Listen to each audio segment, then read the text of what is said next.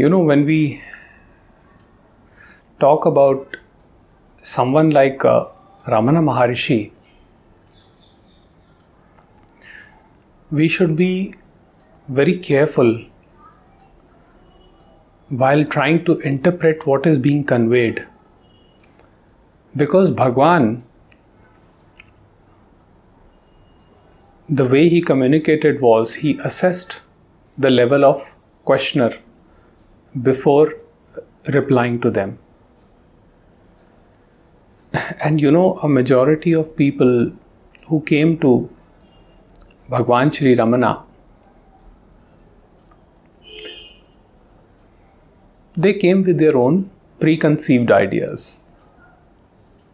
So, someone would, they would have a preference for their own God. Somebody would worship form, somebody would worship formless.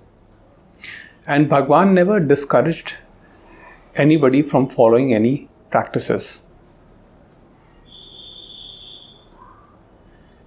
In fact, he encouraged them. He would say, okay, you want to do a japa, you want to do a mantra, keep on doing whatever you want to do.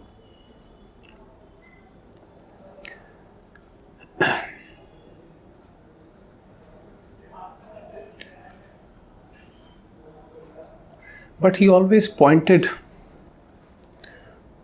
to one truth of the eternal self. And his main idea was that the world is basically a subject-object relationship. This duality is a subject-object relationship.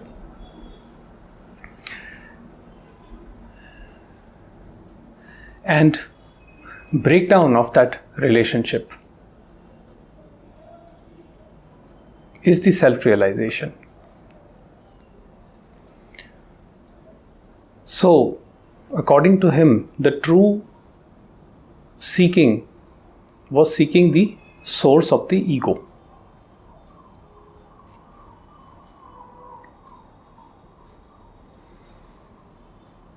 He was always pointing towards the ego. He would say, find the source of the ego and you will know the truth. And that is the direct method of self-realization. Now, it is not to say that it cannot happen through other paths, through other methods. It is not to say that it cannot happen through the path of karma or through the path of bhakti. But Bhagavan stressed more on jnana.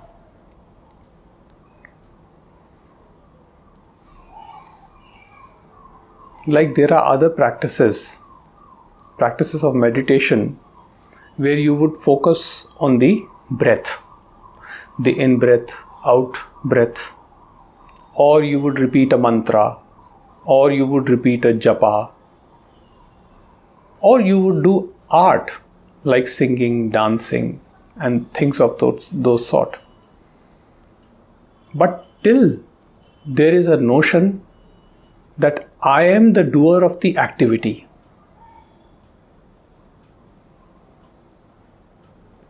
there is no possibility to trace the source of the ego.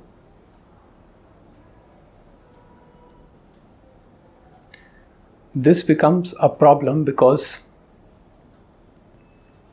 this does not allow for the subject-object relationship to break.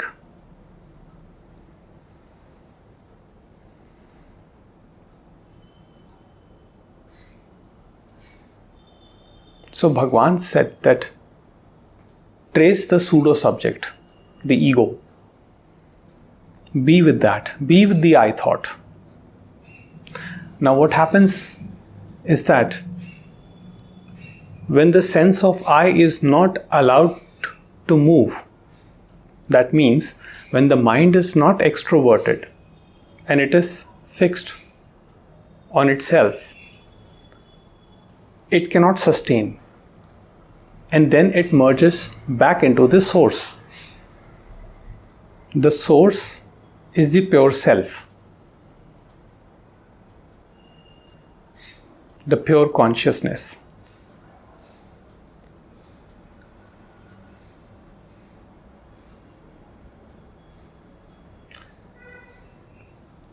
And I remember I was speaking to Gautam about this a couple of years back, I believe. And I asked him that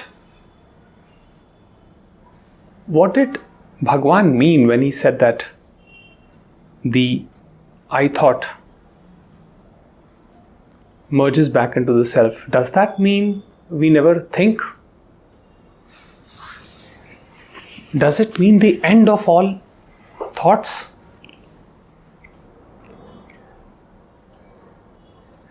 And he told me that when it comes to people like us, like you and me,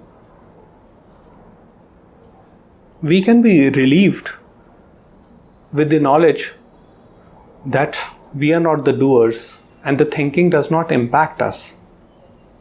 But thinking does happen in our case. But when we are talking about someone like Ramana Maharshi, who knows that he may be completely immersed in the self?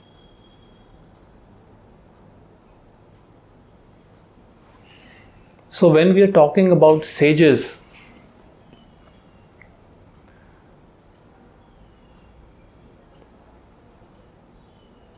we should be careful, because it is very easy for us to jump to conclusions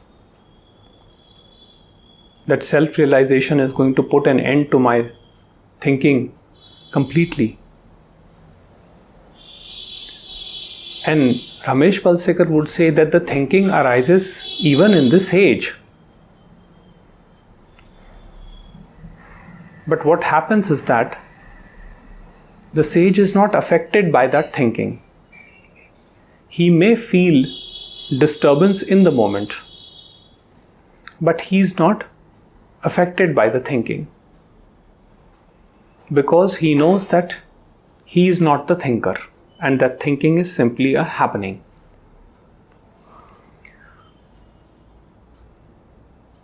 Now you see, direct method of self-realization is not a method, so as to speak. Because, I'm saying this because a question arises as to then what do we do? What do we do to trace the I thought back to the source? That is a very genuine question. But you see, the doership itself is the problem. This question is completely wrong. Because ego means doership.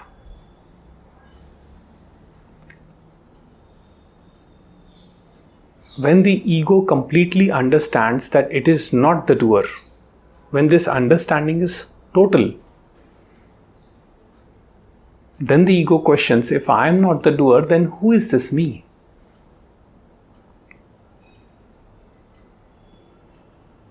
And then there is a spontaneous realization that this ego entity which thinks itself to be real is an illusion. Now, after that, we still continue with normal life. But now there is a different quality to our, relationships. Now, when we interact with other people, we see them also as not being the doers of their actions, because we have seen the being ourself. So we see the same being in others. And that realization itself is enough.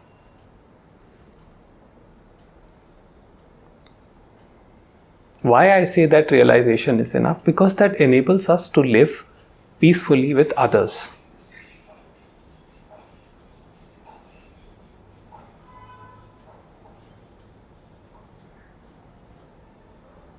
Self-realization is a realization. It is realization of God. It is not an experience of God. There is difference between realization and experience. Because experience implies time. Experience implies causation. Experience needs a space. But realization is spontaneous. Realization is dimensionless. Realization is beyond the conceptual thinking. You cannot arrive at a realization with thinking. Therefore, nothing can be done to trace the I back to the source. It is the source that decides if a particular ego illusion is to be destroyed, dissolved or not. It is not the individual that can do anything. And in that realization of not doing anything, there itself lies the freedom. There itself lies the peace that we seek. There itself lies the nirvana. This is my understanding. We are so conditioned to effort that we always think in terms of effort, because we have heard these great stories that a particular sage did so much sadhana, so much meditation practice, then he attained psychic powers, siddhis, then he got blessings from Shiva and from Brahmaji and this and that. We have so many stories like these. So we feel that self-realization also can happen through individual personal effort. But you see, even the slightest effort to know the self diverts us from the self. Even the slightest effort to know God diverts us from God.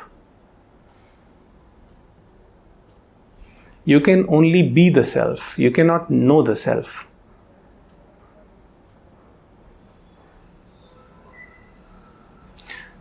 So, when Bhagavan was told about different practices like neti neti or japa or mantra or meditation, now he never discouraged anybody as such. So he would tell them, okay, continue doing whatever you want to do. But at the same time, he would say that rather than establishing the subject-object relationship, the subject me doing a meditation by focusing on my breath. So I become the subject and the object becomes my breath. Now I am doing the observation of in-breath, out-breath. But that sustains the sense of separate existence, the me which is doing the practice. So then I start comparing myself with others. So and so, they are meditating for so many hours. This one is so peaceful. That one is so peaceful. Why am I not progressing? You see, this is the nature of the me mind. The true meditation is the investigation of this me. Who is this me? That is the real inquiry. Who is this me? Who is this I who thinks he or she is doing the practice? And Bhagavan would say that instead of this subject-object, just stay with the subject. Let the subject be the object. Let the I revert on itself. It doesn't mind if it is a subject-object of the same thing. Let it be that. Eventually, both will merge and only the I will remain, which is the dhyan, which is called dhyan, the meditation.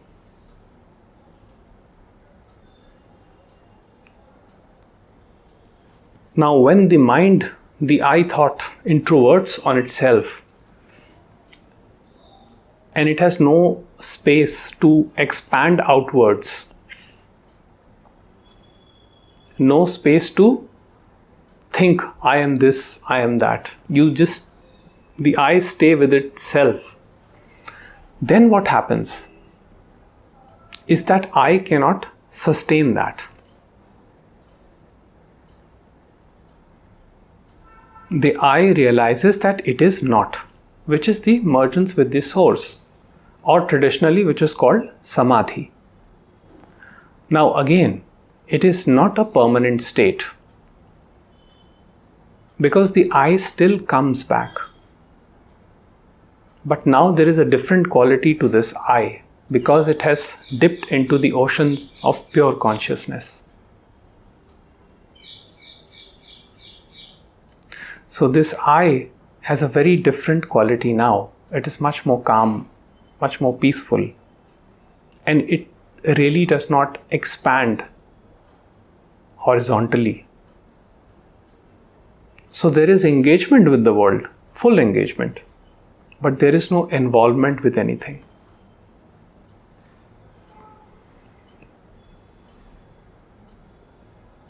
Breaking down of this involvement of the thinking mind is what the peace that sages talk about.